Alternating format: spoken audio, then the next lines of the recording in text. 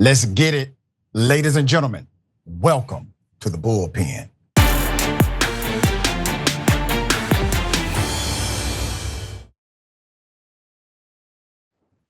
We have a parent speaking out about an alleged racist incident at a school.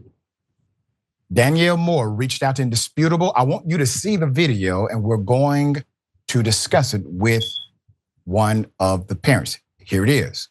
I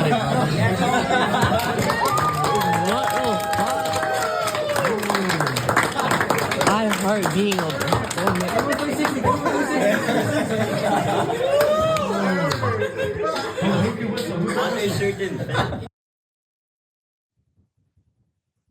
Put up the picture full mass. The applause seems to be connected to the student wearing a shirt that says, "I love being a black woman." To my understanding, adults are in the room. We are bringing Danielle on the program. Ms. Moore, thank you for bringing this to our attention and also providing context. So what happened here? What was going on? Well, Dr. Richey, thank you for having me on your show to bring light to this situation. My son happens to be in this particular class. He is one of two African-American children that are in the class. And he texted me and he told me immediately to come and pick him up because he felt uncomfortable. Apparently, the student that is displaying the shirt, that was his mom, the other adult that is standing there laughing along with the rest of the students, who happens to be another educator in another class. So while my son's class was going on with his teacher, she disrupted the class and thought it would be a good idea for her son to disrobe and display this shirt for all to see. And if you listen closely to the video, my son's actual teacher, which is Mr. Moore, he advised that the student should have worn that shirt at a much better time. And it was very, very alarming because if you analyze the video, Miss Weaver, who is the woman in the video, she looks directly at my son. So she wanted to ensure that he was extremely uncomfortable in that setting. Wow. Here's what we're going to do. I'm going to play the video again, just for context. This is Glynn Academy. Glynn Academy, where's that located, Ms. Moore? It's located in Brunswick, Georgia, about 45 minutes from Savannah. Got it. Marissa, let's play that video again. I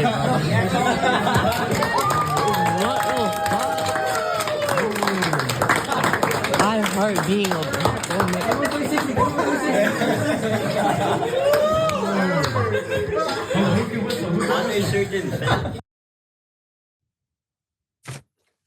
And what grade is this? What's the age group? This is a 9th grade computer class. What point, now, young people will be immature, okay? They're young people. My emphasis obviously is on the adults who are in the room, especially the adults who are supposed to look out for all of our kids, okay? They're student advocates, at least they should be. What point was being made here, or alleged point?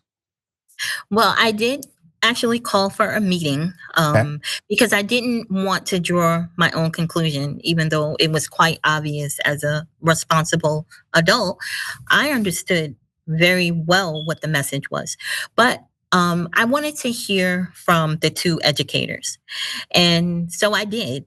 And in that meeting, I mean, I have to tell you, I was nowhere closer to understanding the level of thought and irresponsibility from these two people, but their thought process or their words were, I've never done anything like this before. I don't know your son personally.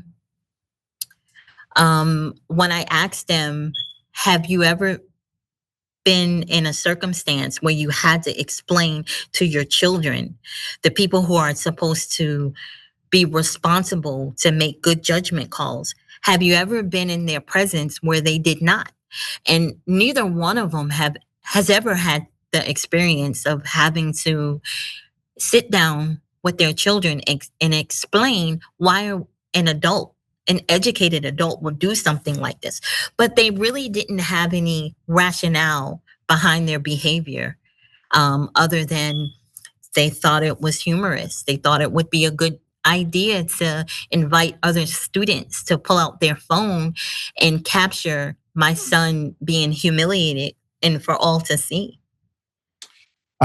It's quite ironic that there's so much conversation around our white brothers and sisters being uncomfortable with DEI.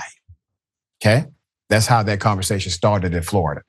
That it made people uncomfortable, namely white individuals. And then we have a display here with young people, okay, cheering on this, and adults seeming to be not just complicit, but also seeming to be coordinators of the event with Black children inside of the classroom. When you reach out in good faith in order to establish a routine conversation about responsibility in life, according to what you just told us, they seem quite not able to contextualize what has happened, or the level of comfort or discomfort it creates for other students. Why were they cheering? What was this? Was there a bigger point that they were trying to make? Because it almost seems like they were trying to make a political point. I don't want to go to where it's not, but what other point were they trying to make, if there's another one possibly on record? Well, like I said, when I did have the conversation with them, I was no closer to understanding why an adult would behave this way. However, the answers that they gave me were pretty suggestive to who they truly are. And it was one of the things that I want to bring to the attention. The child who has disrobed to display this shirt, the woman in the video, that is his mother.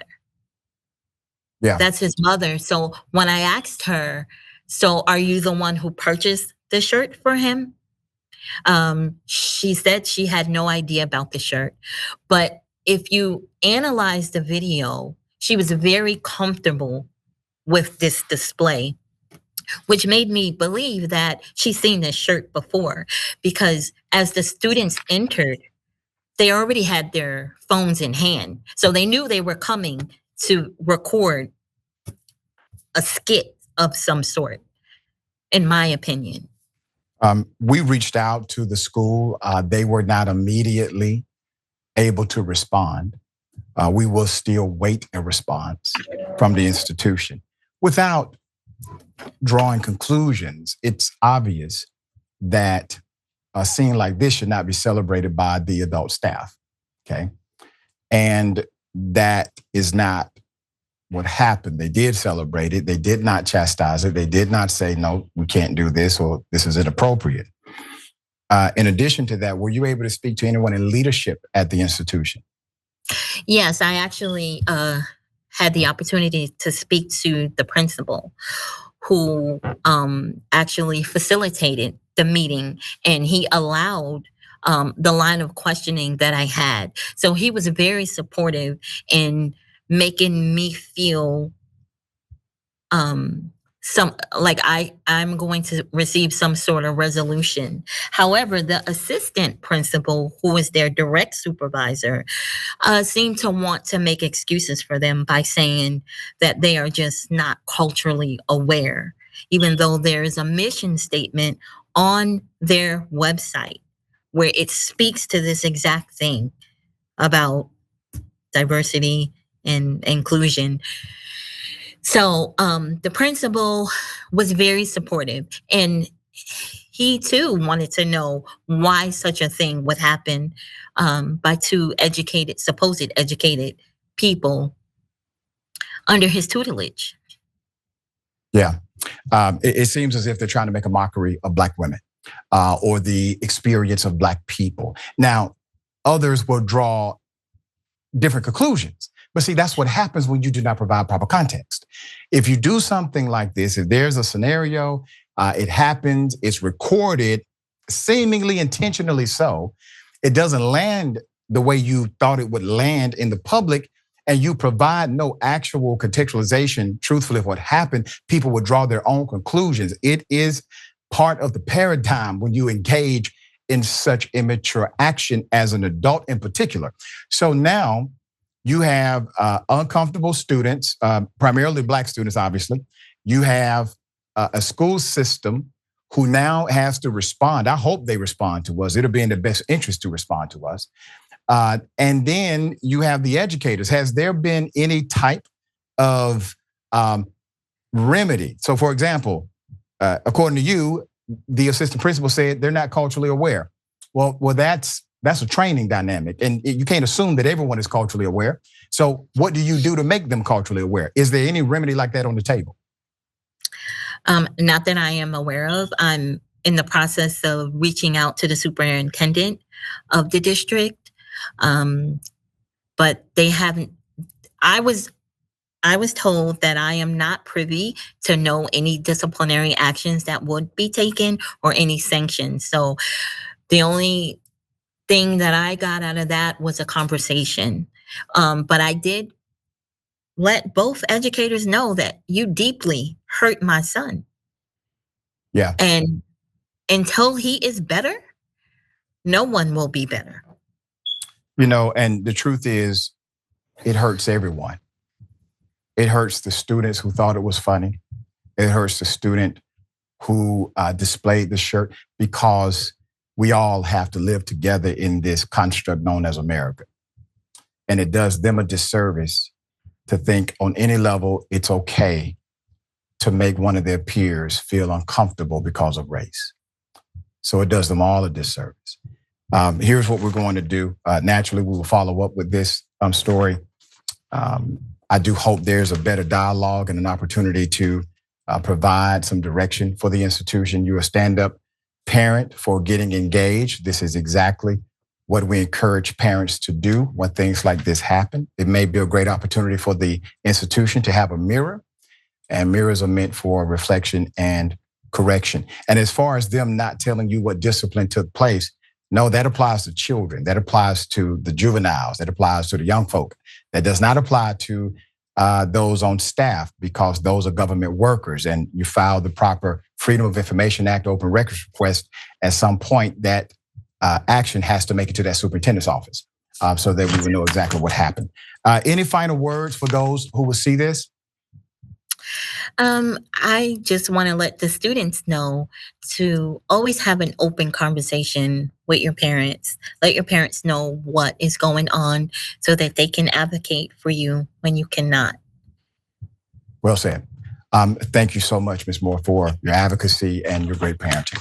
We appreciate you. Thank you, Dr. Richey. Absolutely.